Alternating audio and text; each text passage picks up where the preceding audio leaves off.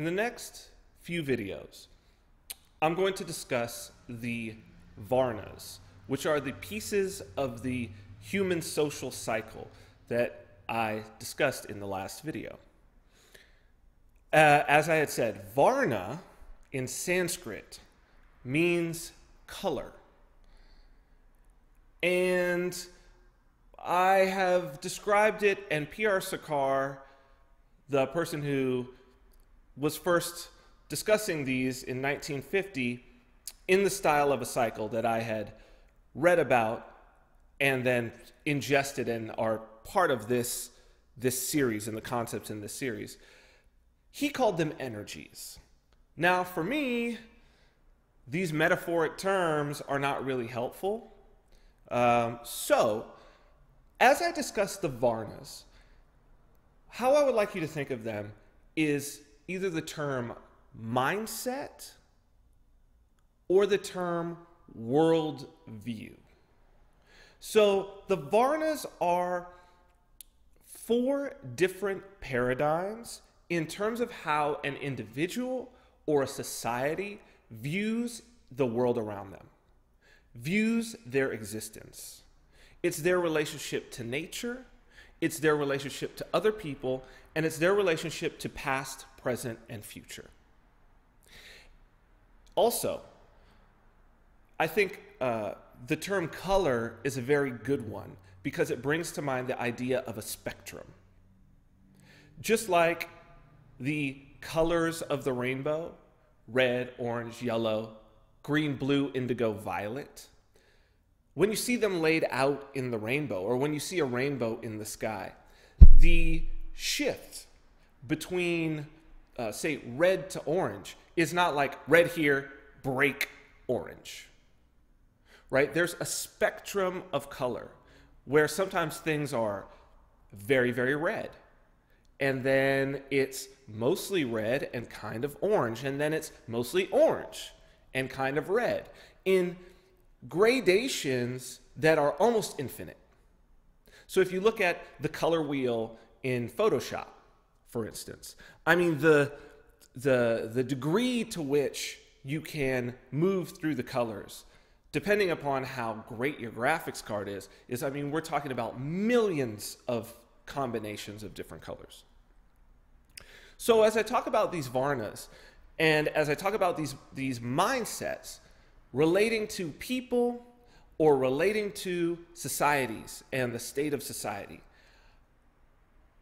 what I really want you to keep in mind is that no person is just one varna, and no society is made up of a single mindset or worldview. As a matter of fact, in the Vedic literature, in the ancient spiritual literature of the Indian people, that is the foundation of the Hindu religion, the varnas are said to have emerged fully formed at the beginning of time from out of the Godhead. So when we say Shudra, who's the laborer, common people, the masses; Kshatriya, who's the warrior; Vipra, who's the thinker, Vipra or Brahmin, who's the thinker; and Vaishya, who is the merchant. Though these 4 varnas exist, first off, in all of us, we each have a little bit of that mindset within us. Second off, they exist in all societies and have existed in all societies. So there are individuals who have a primarily warrior mindset, and they've existed throughout time. And there are individuals who have a primarily thinker mindset, and they've existed throughout time. Okay?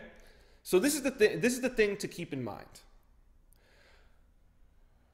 And so these are just distinct colors in the way that we would distinguish red, orange, green, blue, indigo, violet. Think of it that way, but yet still on a spectrum. And actually that spectrum is, in many ways, the cycle. in much the same way, do, re, mi, fa, sol, la, ti, do, re, mi, fa, sol, la, ti, that's in the musical scale. But between do and re, and the frequencies that make those up, there's an infinite number of frequencies. There are an infinite number of notes. Right? You can detune a piano, and a G can sound a little off of G on one side or the other. A little too high, a little too low in frequency. Okay? But we make these distinctions between the various notes, and we know that when certain notes are played together, that there's a certain harmony when they're in those tunes. Okay? So this is some things to keep in mind, that this is not a foreign concept. These are ideas that we deal with every day and that are well understood. So this video, I primarily would like to focus on the Varna that is the Kshatriya warrior Varna. Some might say that the Shudra Varna is the first, and I will discuss it in minor detail, but just like do, re, mi, fa, sol, la, ti, do, the Shudra Varna is the first, and it's also the last. And that's the easiest way, I think, to conceptualize it. In this case, and you will see why soon, I'm primarily going to detail it as the last one. Kshatriya I'm going to start with first. The other thing that I want to talk about, as the cycle moves, there's a saying that is, we don't feel speed. What we feel is a change in speed. We don't feel being in an airplane, right, and going 300 miles per hour to our destination at the same altitude in no turbulence. Anybody who's ridden on a plane, it feels like you're sitting still. Or going on a very flat road in a car, top up, and if the shocks are really good and it's a really smooth ride, you don't feel going 70 miles an hour. But you feel getting up to that speed, and you feel when you decrease from that speed. So that is to say that what I'm primarily going to be talking about is I'm going to be talking about the time when the Varnas make their primary shift.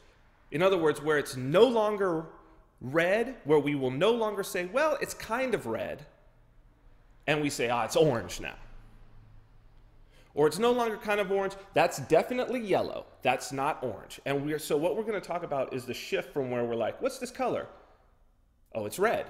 To what's this color? Oh, it's orange. All right? So to start out, I'm going to try to present this in both historical context that's self-evident, and also as we move through that, it's about the context of the individual. So I'm going to go through each one, and in this particular one, I'm going to talk about Kshatriya. And I'm going to try to tell it in the form of a story. So it's easy to understand as we move forward. But it is important that you have a very firm grasp of the difference between each of these mindsets, particularly in individuals and how they behave, so then you can extrapolate it out into the broader context of society through history. The state of nature of mankind, or the beginning state, is Shudra. Shudra of all, I think, of the Varnas, is the hardest to put your finger on. You could say labor, you could say commoner, you could say masses, but really the mindset of the Shudra is one where things are as they always have been and as they always will be, and I operate within that framework. There's no past that's different. The future's not going to be different because the past has always been the same. So that's kind of a state of nature. I move through the world in a way that I'm not attempting to affect change in the world. The situation is what the situation is. And I work with the situation exactly as it is. I sort of adapt. I'm going to use throughout this an analogy and a metaphor that I'm going to call the rock in the road, the story of the rock in the road. And how our story starts is there is a path running to a village. Now, as long as the people can remember, people have lived in this village, the path has been there, and it's a path that takes you to other villages where you interact with people. It takes you into the forest. It takes you to the stream. Now, halfway down this path, a rock, it's a straight path, but a boulder has fallen off the mountain. Now, nobody remembers when the boulder fell. It's just if the children ask, when did the boulder fall? People will say, well, that boulder's always been there. And so the path moves along, and the people move around the rock in the road. Now, the unfortunate part about it is that on either side of this path at that particular point, there's a drop-off, a pretty heavy drop-off, which leaves only a very, very narrow path.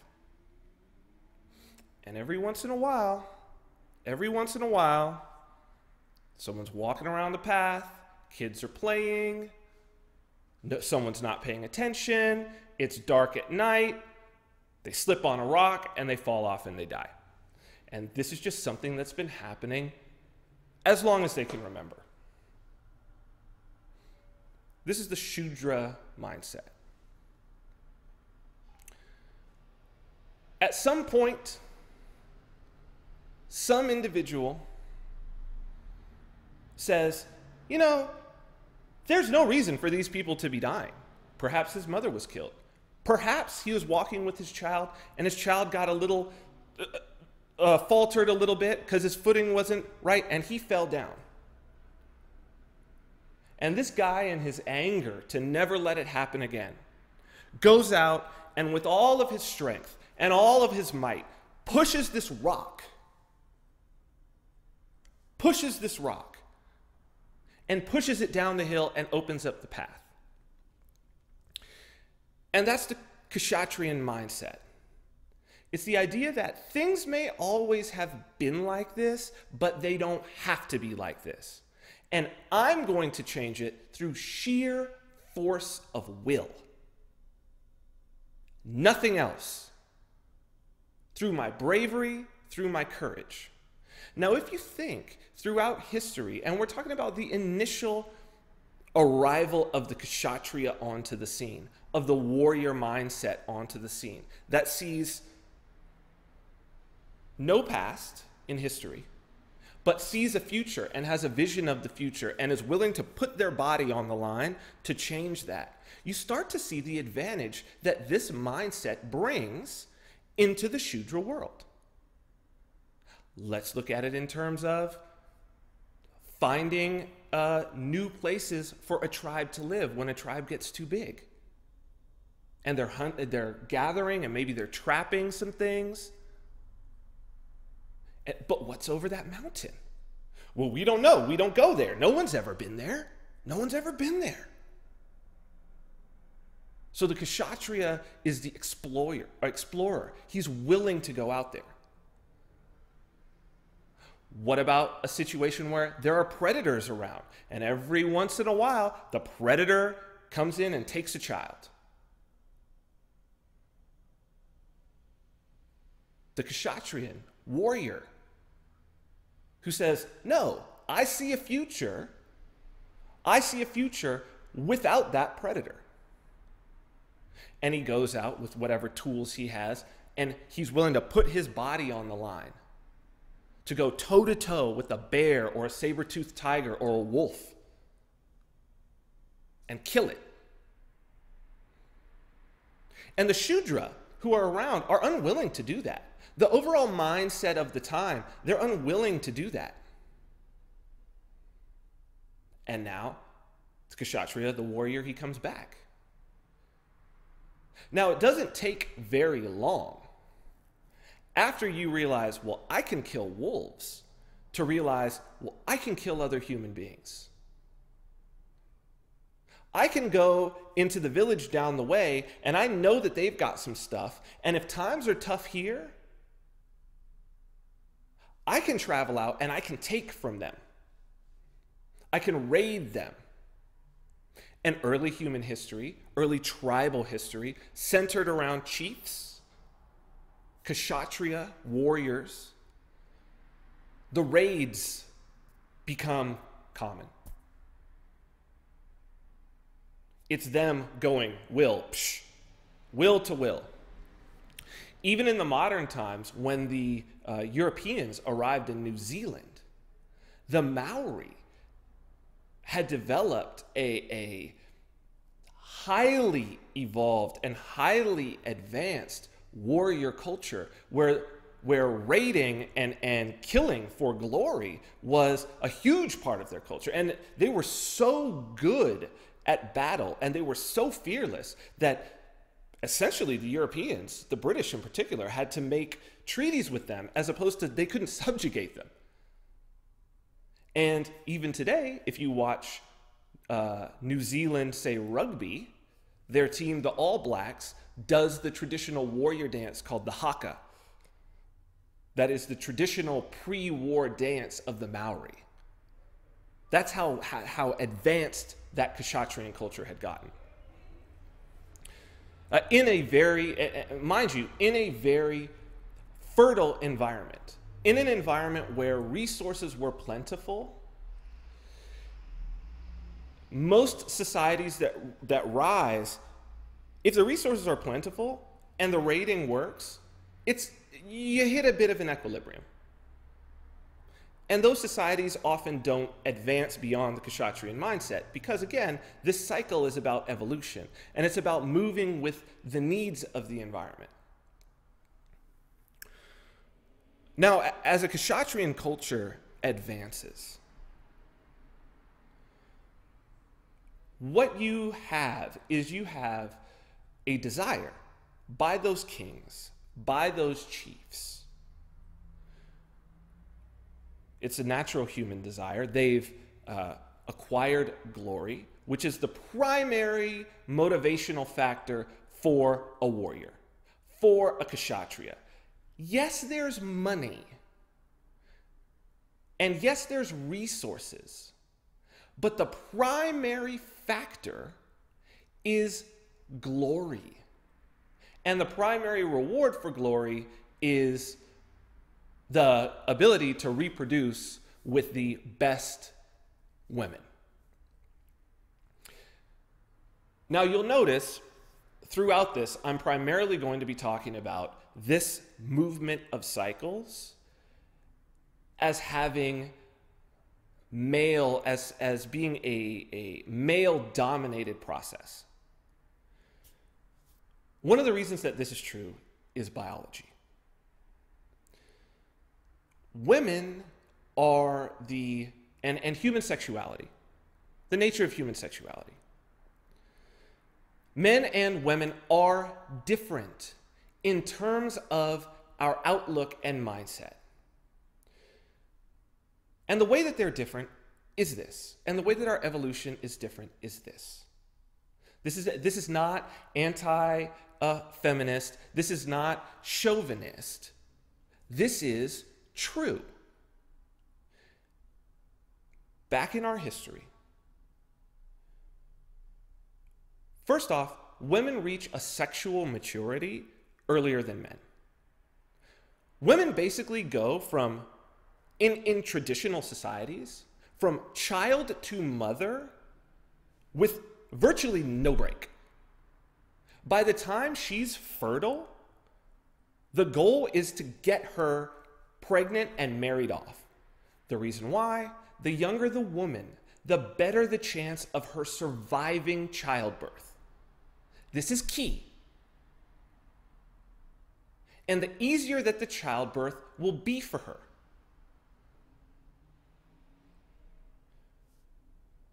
Also, women are going to be unable to provide for themselves in any effective way, certainly not as effective as they were when they weren't pregnant, in the 7th month of their pregnancy, up to, until the child can walk. The child is a parasite. She's got a parasite at that point who is taking more resources than just she needs to survive. So that means that human society has evolved in such a way that what a woman needs from a biological standpoint, and certainly back in primitive times in which our biology and our society evolved, and until really, really, really recently. I mean, we're talking the last several hundred years where this was not true. This was certainly true at the founding of the United States of America. Right? This was true in the time of the guys on the money. Historical figures whose writing we have. This is the change in this is a modern phenomenon. The human social cycle was already evolved. Our biology has not changed all that much in terms of raw chromosomal DNA genetic aspects from that time. So, women in many ways are a stabilizing force, right? In many ways, they are the prize. And the human social cycle, and why we are not just locked in with nature, and women are much more locked in with nature, even by their own menstrual cycle, let's be real. Even by the number of cycles and how prominent they are within their own biology, they're more locked in with nature than men are. This is just true. So it's the human social cycle has primarily, now this is changing. We're viewing a change, and that's why this is important.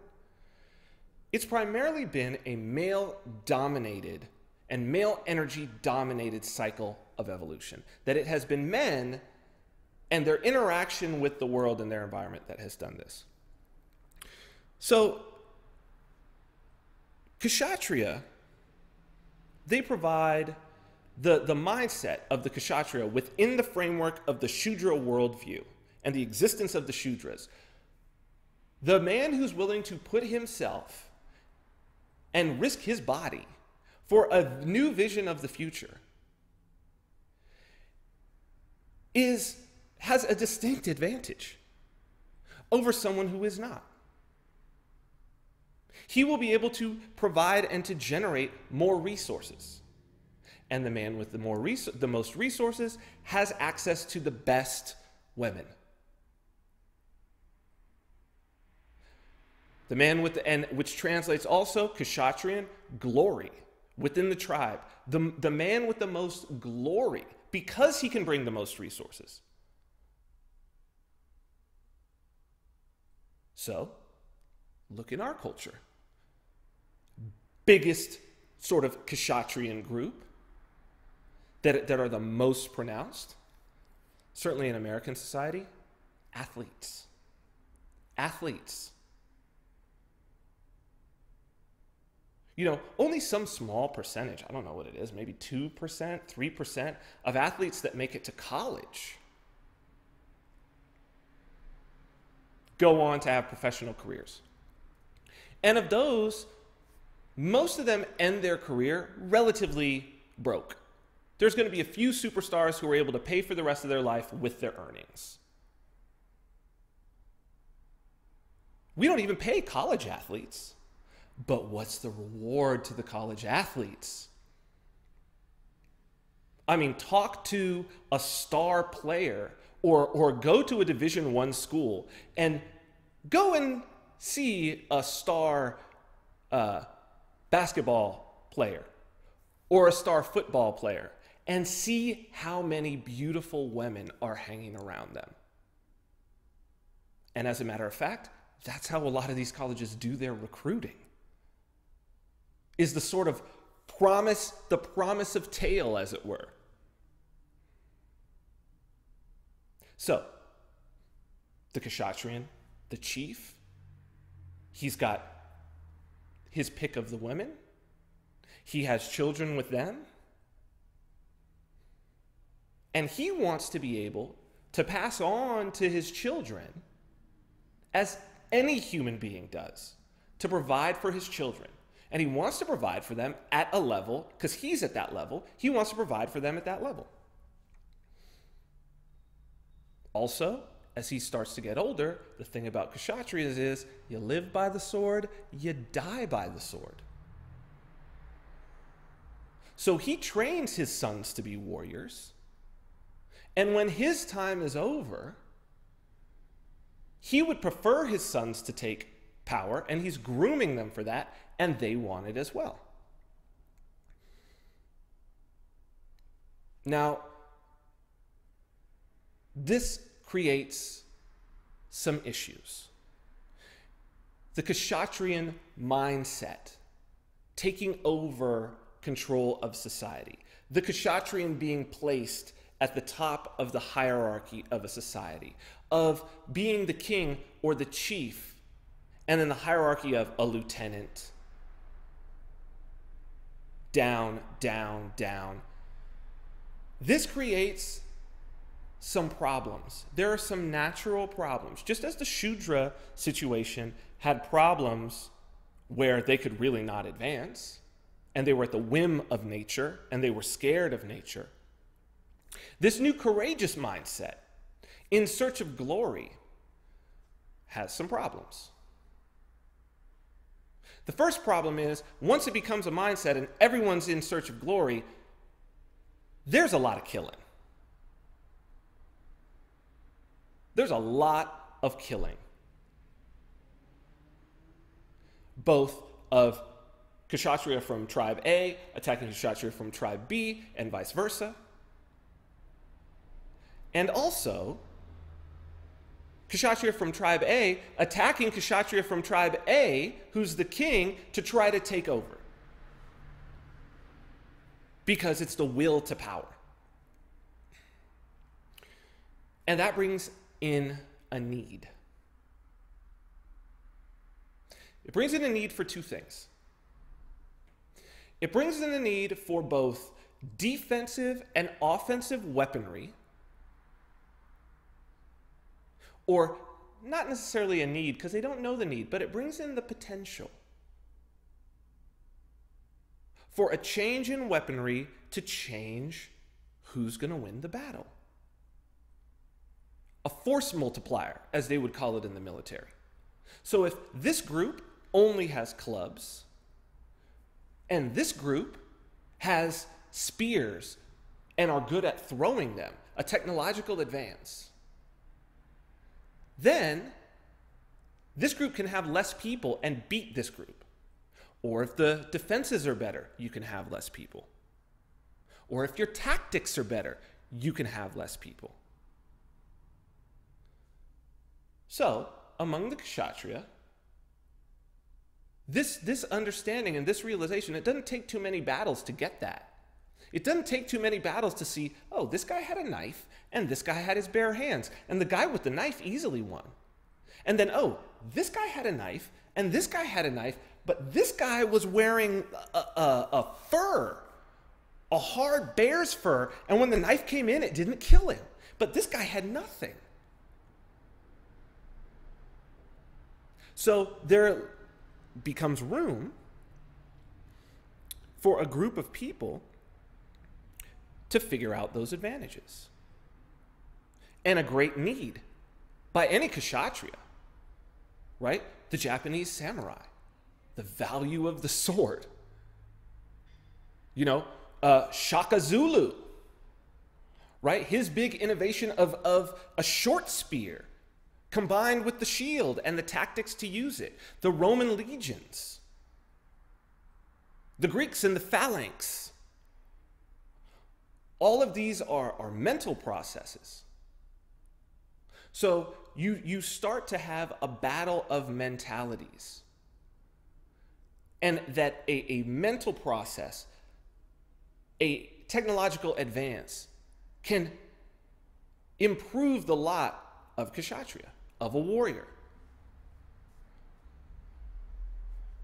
And then you have the second part. So this is obvious where a smart individual is a good guy to have around. A smart individual can now increase the value of an individual warrior because he can create some technology that increases the value of that warrior. Think about where we're at right now. There are drones attacking people. We are at the point right now that we have technology created by pure thinkers, technology that allows someone to be not even in the same country, not even on the same continent, and make a precision kill. Well, I guess precision is a little bit up for debate, whole other issue. But to make a kill on an individual or group of individuals in a location this person has never seen, probably can't even pronounce, halfway around the world. That's a big military advantage that a thinker has given. That the soldier in this case is some 21-year-old kid drinking a Red Bull in a darkened trailer, safe, and drives home to the suburbs at night. The second thing, the second issue and the second opportunity that arises in the Kshatriyan world is, how do I ensure that I can pass on this that I have to my son, control to my son, and how can I kind of protect him? Not just militarily, but is there another way? And that way was developed by thinkers. First, you have to have a order of succession. If we're going to say that it passes from the king to his son, to his son, to his son, to his son, we need to validate that. And in order to validate that, we have to add something new into the mix that the Kshatriyas never had. We have to have a concept of the past. We have to have a concept of the past, and we've got to find some way to carry it through. Secondarily to that, and that comes in a little bit later, is we need to set up some rules, and especially rules against violence, and figure out a way to make people follow these rules. If we got some rules against violence, particularly against attacking the king, right? That's the biggest one. And that everybody can kind of go under that, well, we can pass this thing along. So when you see the move from Shudra to Kshatriya, what it's often called in many cultures, certainly in Greek culture, where it's the first time I've heard this, but you can see it in many other cultures, is you move from the mythological age to the historical age. The mythological age being the time before time. And the historical age being a chronicle of history.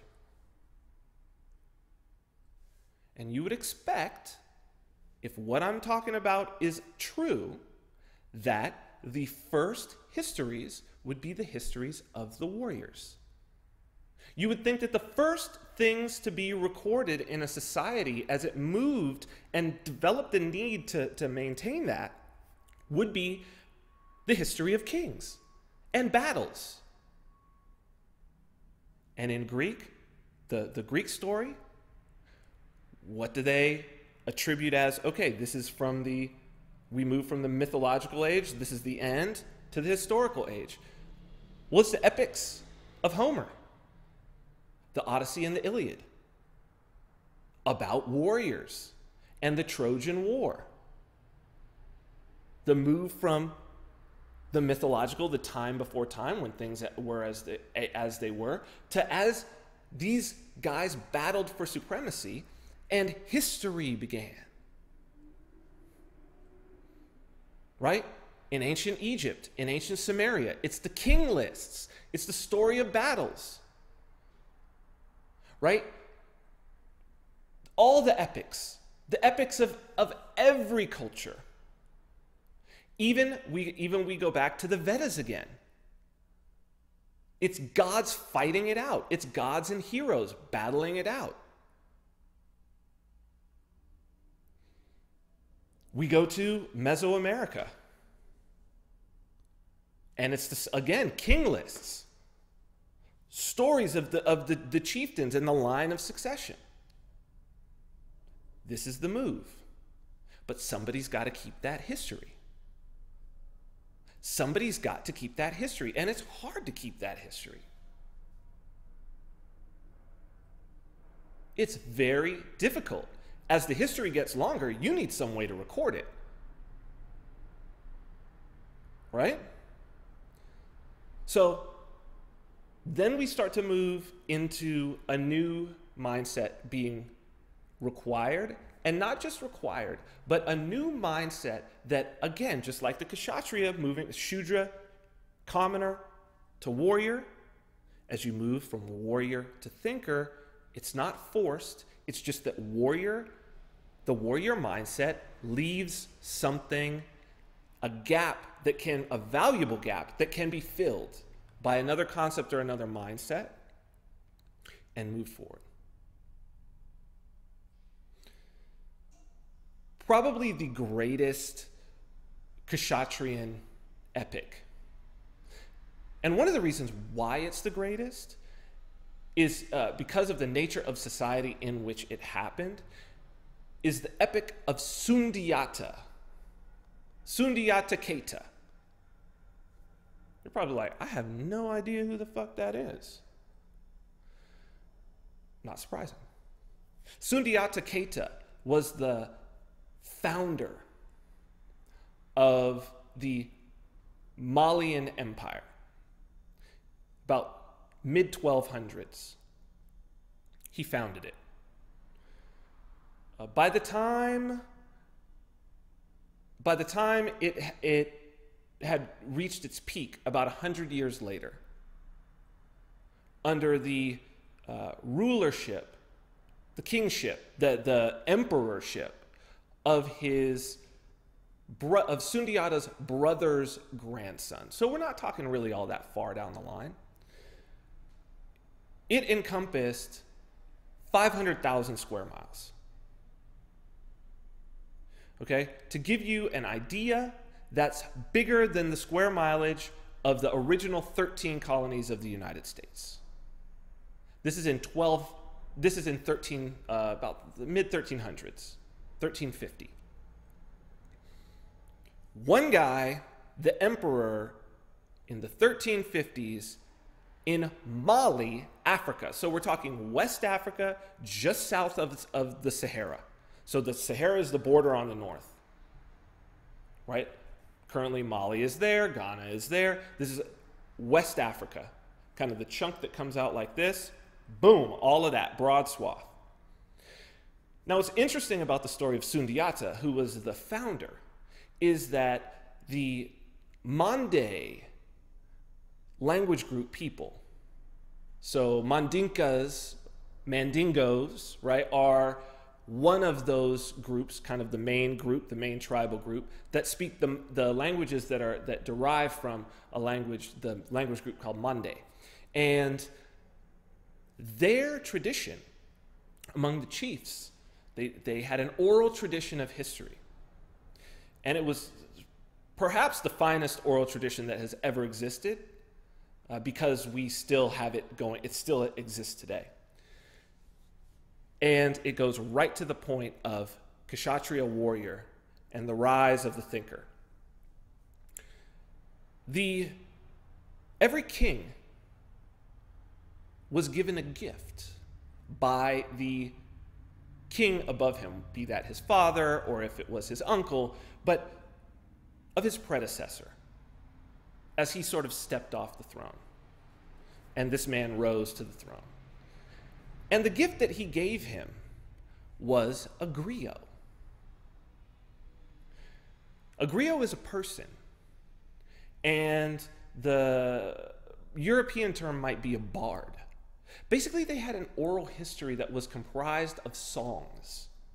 And this griot was a master musician, but he was also a master historian. And it was the griot's job to learn from the griots before him all of the songs of the entire culture, the traditional songs of the culture, word for word, and note for note, because he had almost like a xylophone instrument. And then his job was to make stories in song form of his current king and all of the things that he did, share them with the people as they traveled, and also to pass them on to the griot below him. So every new griot has to learn a new king's songs. An direct oral history. And Sundiata's griot was perhaps the greatest griot, and his father had given him this griot who was the son of his father's griot. And it's an epic story.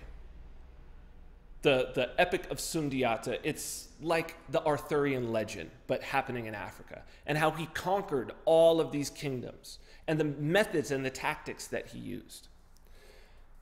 Now, the interesting thing is, only about 100 years later, the Muslims coming down out of northern Africa, so in the 1300s, they made it to the Malian kingdom. And like I said, the king at the time was the grandson of Sundiata's brother. This is great. I guess that would make him his great. Sundiata was his great uncle, I guess that would be. So not that far. And he had a griot. And that griot relayed to these Muslim historians who were able to write it down, the story of Sundiata. So we get to see, and it's also the story of that griot. He's in the story. It's a wonderful epic because we get to see in a way that we know it's close to history. It's not like Homer's epics that were already ancient by the time the Romans were discussing them. This is the people writing and recording it. It's right there. It's right there. So we get to see the movement from Shudra to Kshatriya. And then we get to see the movement from Kshatriya towards Vipra as told by the Vipra. And we get to see how that starts to take over. So that's it. That's it for this one. Hope you got a good understanding of the move from common to warrior. Next we're going warrior to thinker. Kshatriya to Vipra. And we're going to talk about Vipra and a Vipra mindset and what the worldview looks like and what a society looks like when the Vipras are in charge. If you want to discuss this, love to discuss it. If there's any questions that you have, facebook.com/vinarmani. I'm happy to answer any questions. And I really encourage discussion because this is a conversation. And your comment or your question adds to it.